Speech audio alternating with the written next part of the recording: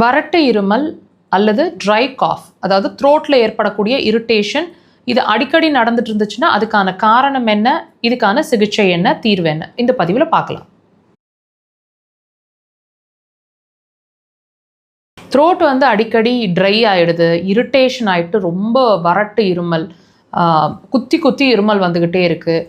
எல்லாமே நல்லா தான் இருக்குது, சளியெல்லாம் எதுவும் பிடிக்கல, ஆனாலும் த்ரோட் வந்து அதாவது வாய்ஸ் வந்து கரகரன்னு மாறிடுற மாதிரி இருக்கிறது, தொண்டை அடிக்கடி கட்டிக்கிற மாதிரி இருக்கிறது, கண்டினியூஸாக இருமல் வருது, திடீர்னு பார்த்திங்கன்னா த்ரோட்டில் ஒரு குத்துற மாதிரி ஒரு இரிட்டேஷன்ஸ் மாதிரி.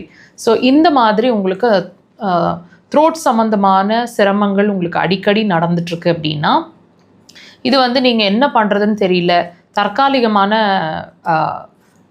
ரெமடிஸில் இருக்கீங்க அப்படின்னா இதுக்கான ரூட் காஸ் என்னன்னு ஃபஸ்ட்டு நீங்கள் தெரிஞ்சுக்கணும். அப்போ தான் அதுக்கான சொல்யூஷன் என்னன்னு நமக்கு தீர்க்க முடியும், தெரிஞ்சுக்க முடியும். இப்போ இந்த த்ரோட் இரிட்டேஷன் அப்படிங்கிற ஒரு விஷயம் என்ன சொல்ல வருது, நாங்கள் ஒவ்வொரு பதிவுலையும் உங்களுக்கு உங்களோட பாடி உங்களுக்கு சொல்லிட்டு இருக்கக்கூடிய ஒவ்வொரு சிம்டமுமே உள்ளே இருக்கக்கூடிய ஒரு வியாதியோட வெளிப்பாடு அப்படிங்கிறத நாங்கள் சொல்லிகிட்டே வரோம்.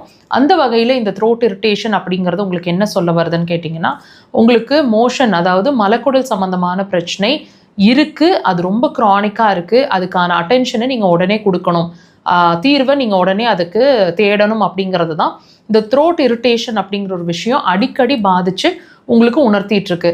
இப்போ இது எப்படி டாக்டர் செக் பண்ணுறது? த்ரோட் இரிட்டேஷன், த்ரோட்டில் ஏற்படக்கூடிய பிரச்சனைக்கும் மலக்குடலுக்கும் என்ன சம்மந்தம்? டெஃபினட்டாக சம்மந்தம் இருக்குங்க. அக்குபஞ்சர் அப்படி தான் அதை அணுகுது. இப்போ நீங்கள் நல்லா வாட்ச் பண்ணி பாருங்கள். உங்களுக்கு இந்த த்ரோட் இரிட்டேஷன், த்ரோட் சம்மந்தமான பிரச்சனைகள் இருக்குது அப்படின்னா நான் சொல்கிற விஷயங்கள் உங்களுக்கு இருக்காங்கிறதையும் நீங்கள் வாட்ச் பண்ணணும். மோஷன் அடிக்கடி போகிற மாதிரி, அதாவது டைம் இல்லாமல் போகுது, சாப்பிட்டோன்னே தான் நான் மோஷன் போகிறேன், எப்போ மோஷன் வருதுன்னே தெரியறதில்ல, மோஷன் போகணும், அந்த மார்னிங் எந்திரிச்சோடனே மோஷன் போகணுன்ற ஒரு உணர்வே ஏற்பட மாட்டேங்குது, நான் என்னோட முயற்சியில் தான் மோஷன் போயிட்டுருக்கேன், ரொம்ப கடினமாக இருக்குது மோஷன் போகிறது, கல் மாதிரி ஹார்டாக இருக்கிற மாதிரி இருக்குது, நிறைய தண்ணி குடித்தாதான் மோஷன் போகுது, காலையில் எந்திரிச்சு ஒரு சொம்பு தண்ணி குடித்தாதான் மோஷன் போகுது, இந்த மாதிரி ரொம்ப சிரமம் அப்படிங்கிற ஒரு விஷயம், அதாவது motion constipation, untimely motion, 2 to 3 டைம்ஸ்க்கு மேலே மோஷன் போயிட்டுருக்கிறது, இந்த மாதிரி ஏதாவது ஒரு சிரமத்தில் கண்டிப்பாக நீங்கள் பாதிச்சிட்ருப்பீங்க. ஏதாவது ஒரு குறைஞ்சபட்சம் ஒரு சிரமமாவது இருக்கும்.